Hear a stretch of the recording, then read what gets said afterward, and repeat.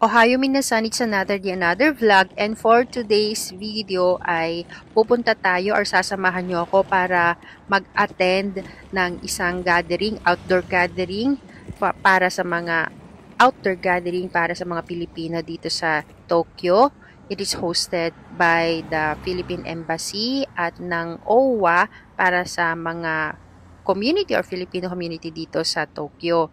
Ang tinatawag na gathering na ito ay Hanami. Hana means flower and mi means viewing. So, flower viewing. So, kakain kami, parang magpipiknik kami under the sakura trees. O, diba? Kasi sakura festival or sakura season ngayon at ang sakura, pag nag-bloom yan is 1 week or 2 weeks lang ang duration ng pag-bloom niya. Kaya naman, pagka nag-bloom yung mga sakura ay syempre lumalabas ang mga tao, ang mga peoples para mag-picnic under the sakura tree. Tsaka usually, pagka may sakura na, yung mga per city ay meron silang ginagawang sakura festival. Nag-ano sila, may mga kantahan, may mga sayawan, may mga food stalls din na parang nagse-celebrate sila dahil nag-bloom na ulit yung mga sakura. Ang downside nga lang din, pagka nag-bloom ang sakura, marami ding mga ulan. Ganun yon, hindi mo ma-predict kung kailan uulan. As in, minsan, 1 week ang ulan, ganun. Kaya pagka maganda na yung panahon at maraming sakura, go na ang mga person para mag-picnic-picnic, ganun. So, hayun na nga at papasok na tayo sa mismong pupuntahan natin or sa mismong place kung saan ay meron tayong gathering. Papasok tayo sa tinatawag nilang ano bang tawag dito? Hindi ko nga alam. Papasok tayo sa tinatawag nilang catwalk. Basta yung mga ganyan, para siyang catwalk kasi magkabilaan ang mga sakura. Alam yung ganda-ganda ng sakura pagka nandito ka lang at makikita mo, ay ang gandang-ganda ko dyan. Pero mas gusto ko yung pink, mas pet ko yung pink. Ito kasi yung medyo konti lang yung pagka-pink niya, whitish na pinkish. Wow, ganun. So, syempre, maaga tayo. Tayong ang medyo pinakamaaga, panglimata sa pinakamaaga. Kasi nga, kailangan na tayong mauna doon para i-capture natin yung mga kaganapan. Wow, kaganapan talaga, auntie. Ayan po. So, ang expected guest ng OWA ay mga 200 to 300 people. Wow, ang dami nun, tita, no?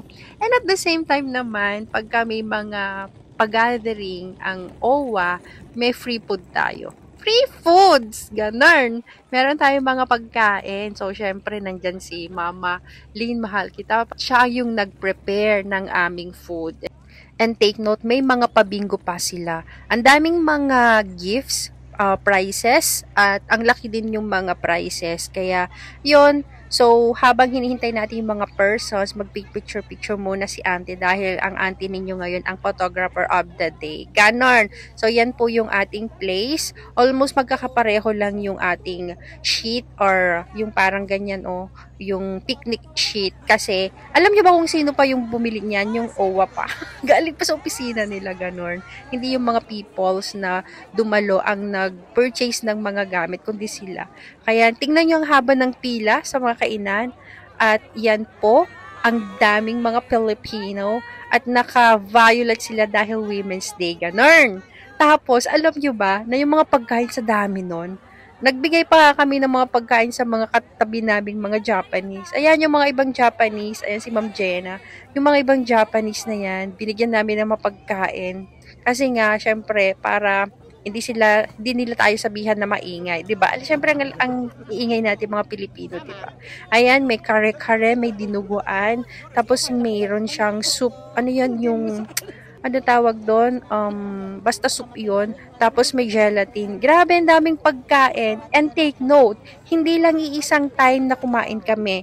Yan po ay first na kain muna. Tawag dito, yan yung lunch. Wow, lunch? Arte. Tapos, after nung lunch, meron pa silang pamirienda. O, di ba saan ka ba?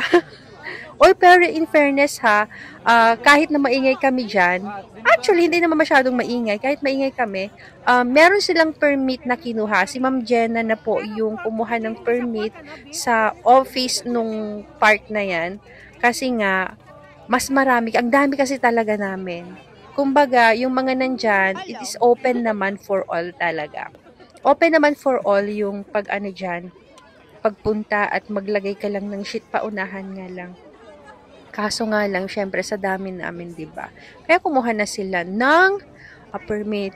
Ang saya-saya kaya kasi tingnan nyo, ang daming people, lahat, almost lahat naman ng community, Filipino community dito ay sumuporta naman sa pa-event or pa-gathering ni OWA. Kasi nga, ayan o, tingnan nyo yung pagkain niya o. Ayan, ang sarap ng pamiryenda ng ating OWA, di ba po?